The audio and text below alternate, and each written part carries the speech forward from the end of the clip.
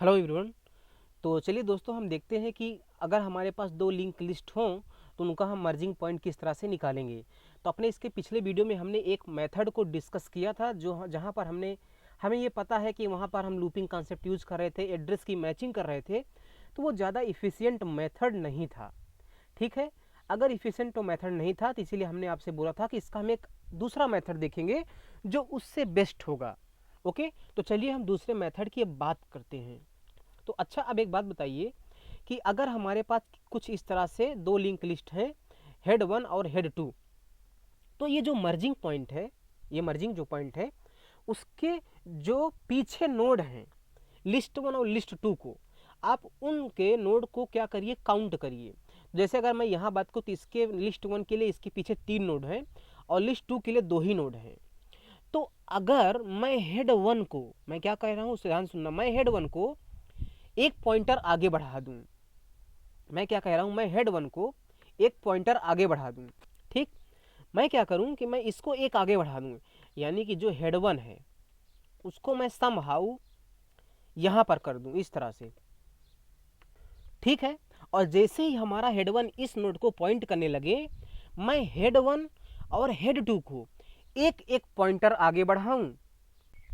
ठीक है, तो जब भी मैं हेड वन और हेड टू को एक एक पॉइंटर आगे बढ़ाऊंगा तो क्या होगा, हेड टू इसको पॉइंट करेगा, हेड वन इसको पॉइंट करेगा, और जब फिर से मैं हेड वन हेड टू को आगे बढ़ाऊंगा तो दोनों हेड वन और हेड टू इस वाले नोड को पॉइंट करने लगेंगे, और यही तो हमारा मर्जिंग पॉइंट है।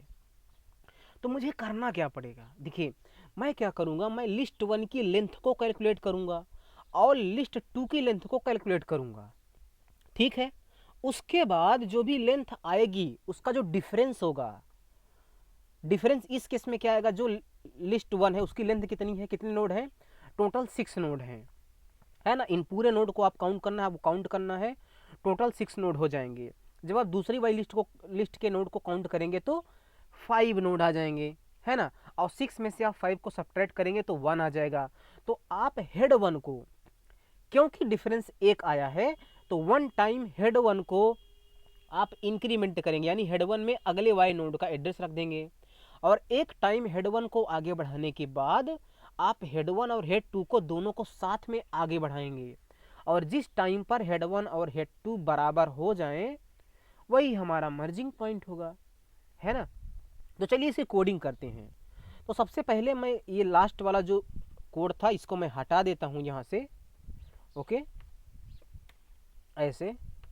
तो यहाँ सबसे पहले देखिए मुझे लेंथ चाहिए दोनों लिस्ट की, तो मैं एक फंक्शन बनाता हूँ और मैं लिस्ट की क्या करूँगा, लेंथ को रिटर्न करूँगा।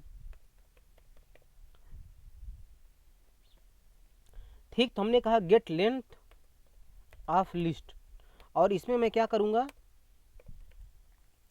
स्ट्रक्ट नोड हेड को पास कर दूंगा, राइट। और मैं क्या करूँगा, इसमें मैं सिंपली एक काउंट नाम से वेरिएबल बनाऊंगा और उसकी वैल्यू में 0 रख दूंगा, और सिंपली मुझे काउंट करना है हर एक नोड को। तो मैं यहाँ पर लिख दूंगा हेड, जब तक हेड में नल नहीं आ जाता तब तक काउंट को इंक्रीमेंट करो, और हेड का नेक्स्ट रखो, है ना। तो जब भी हेड में नल आएगा तो हमारा ये लूप क्या होगा, इंड हो जाएगा, और हमारा काउंट इंक्रीमेंट हो के हमारे नोड्स को काउंट कर लेगा। अब देखिए मैं इसको एक्सप्लेन नहीं कर रहा हूँ, आई होप कि आपको इतना समझ में आया होगा, अगर आपने सारे वीडियोस मेरे फॉलो कर रहे हैं तो। ठीक है, और यहाँ से मैं फाइनली काउंट को क्या करूँगा, रिटर्न कर दूंगा। फिर मैं क्या करता हूँ, एक एन बना लेता हूँ, जो पहली वाली लिस्ट है उसका नोड, उसके नंबर ऑफ नोड को स्टोर करेगा, और मैं क्या करूँगा, मैं इस फंक्शन को कॉल कर लूँगा, और इसमें मैं क्या करूँगा,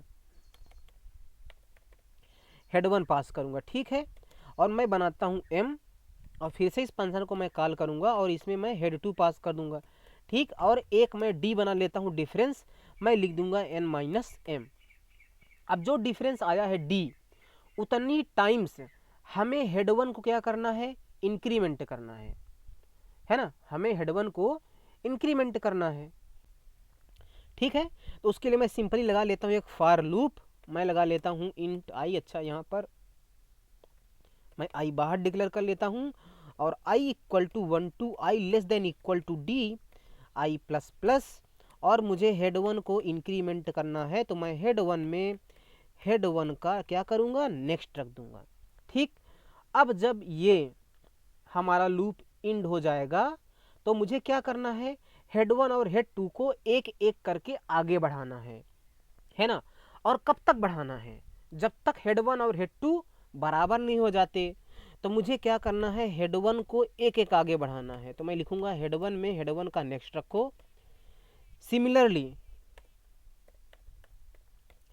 हेड 2 में हेड 2 का नेक्स्ट रखो, लेकिन ये काम तब तक करो जब तक head 1 is not equal to head 2, जब तक कि ये दोनों बराबर नहीं हो जाते। ठीक, और इनको मैं क्या करूंगा, कट करूंगा, कट करके इनको अंदर पेस्ट कर दूंगा। तो क्या होगा, जैसे ही हेड 1 हेड 2 क्या होंगे, बढ़ते जाएंगे बढ़ते जाएंगे, और जैसे ही हेड 1 हेड 2 में बराबर हो जाएगा, क्या होगा, हेड 1 हेड 2 में 4000 चला जाएगा एड्रेस, है ना। तो वो कंडीशन क्या होगी, फेल हो जाएगी। और जो इस समय हेड 1 या हेड 2 में एड्रेस है, वही तो हमारे उस नोड का एड्रेस है जो मर्जिंग पॉइंट है, तो उसे ही मुझे रिटर्न करना है। तो आप यहाँ से हेड 1 रिटर्न कर दें या आपकी मर्जी, आप क्या करें, हेड 2 को रिटर्न कर दें, किसी एक को भी आप रिटर्न कर सकते हैं। ठीक है, तो ये हमारा कोडिंग हो गया। लेकिन आप एक बात यहाँ पर बताइए कि हमने मान लिया है, एज्यूम कर लिया, हमने क्या लिखा, n-m, यानी हमने मान लिया कि जो n है, यानी जो पहली वाली लिस्ट है उसकी लेंथ बड़ी है, ये तो हमने मान लिया।